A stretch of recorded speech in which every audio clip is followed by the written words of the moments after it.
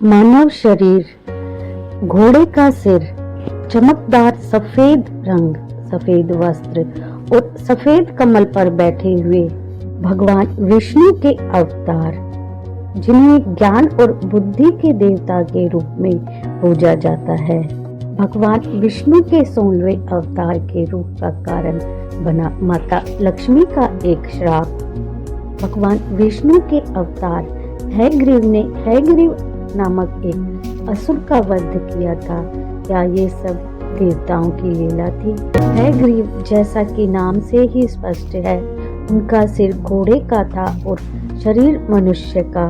एक बार माता लक्ष्मी की सुंदरता को देखकर भगवान विष्णु मुस्कुराने लगे, परंतु माता लक्ष्मी को लगा कि वे उनका उपहास कर रहे हैं। माता लक्ष्मी ने उन्हें श्राप दिया कि आपका शीश आपके धड़ से विलग होकर अदृश्य हो जाएगा।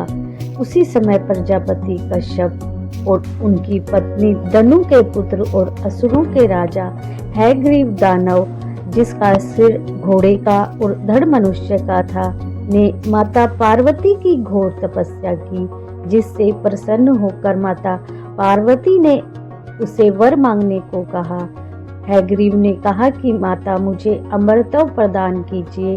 उसकी ऐसी इच्छा सुनकर माँ जगदम्बा बोली कि हे असुरराज, विधि के विधान के अनुसार जो प्राणी जन्मा है उसकी मृत्यु अवश्य होगी। वह बोला कि माता, मेरी इच्छा है कि हयग्रीव के हाथों ही मेरी मृत्यु हो। माता तदास्तु कहकर अंतर्ध्यान हो गई।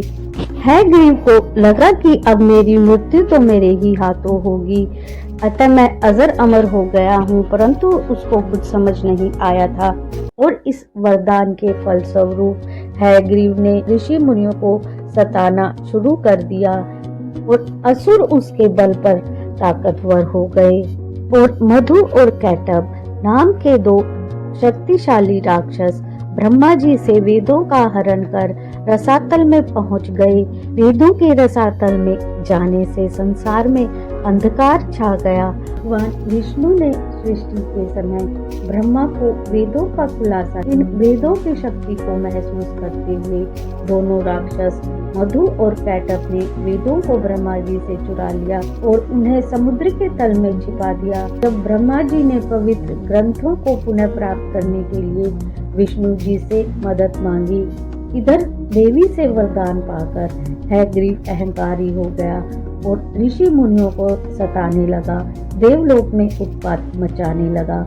हमेशा की तरह असहाय देवता दुष्ट और क्रूर राक्षस से मुक्ति के लिए भगवान विष्णु की ओर दौड़े। वेदों को चुराने के बाद हयग्रीव ने भगवान श्री हरि विष्णु को युद्ध के लिए ललकारा।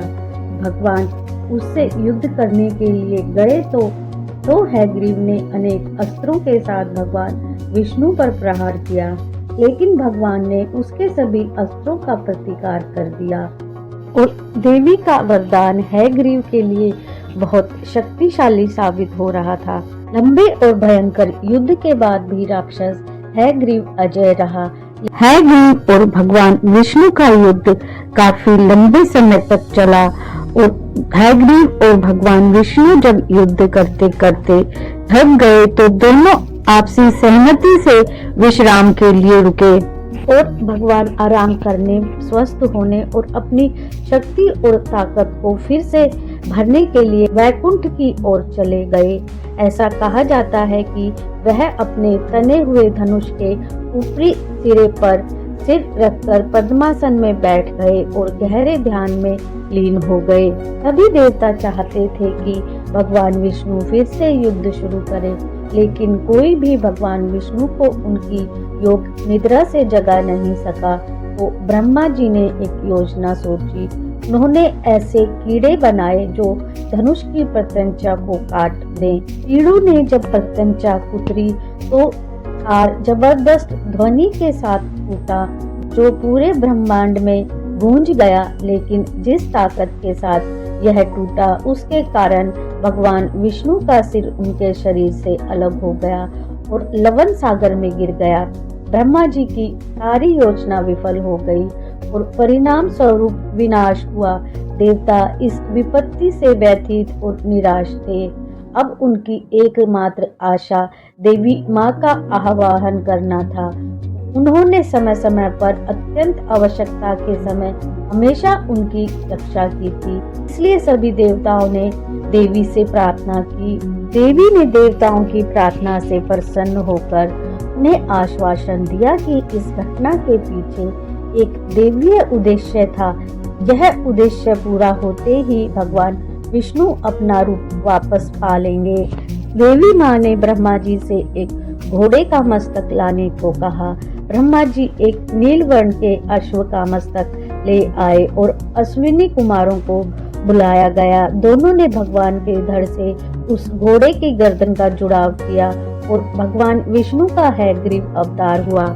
फिर भगवान विष्णु अपने इसी अवतार में हैग्रीव नामक दैत्य से युद्ध करने पहुंच गए। अंत में भगवान के हाथों हैग्रीव की मृत्यु हुई। हैग्रीव को मारकर भगवान ने वेदों को ब्रह्मा जी को पुनः समर्पित कर दिया और देवताओं तथा मुनियों को संकट से मुक्ति मिली। भगवान विष्णु ने राक्षस के वध के बाद अपना सामान्य रूप फिर से प्राप्त कर लिया। हालांकि हैग्रीव अवतार को सभी प्रकार के ज्ञान विद्या एक जीत अंधेरे पर ज्ञान की चमक के अवतार के रूप में पूजा और सम्मान दिया जाता है। हैग्रीव वैष्णव परंपरा में एक बहुत महत्वपूर्ण देवता है। पवित्र और धर्मनिरपेक्ष दोनों विषयों का अध्ययन शुरू करते समय उनका आशीर्वाद मांगा जाता है। वीडियो को लाइक शेयर करें, चैनल को सब्सक्राइब करें। Thank you for watching.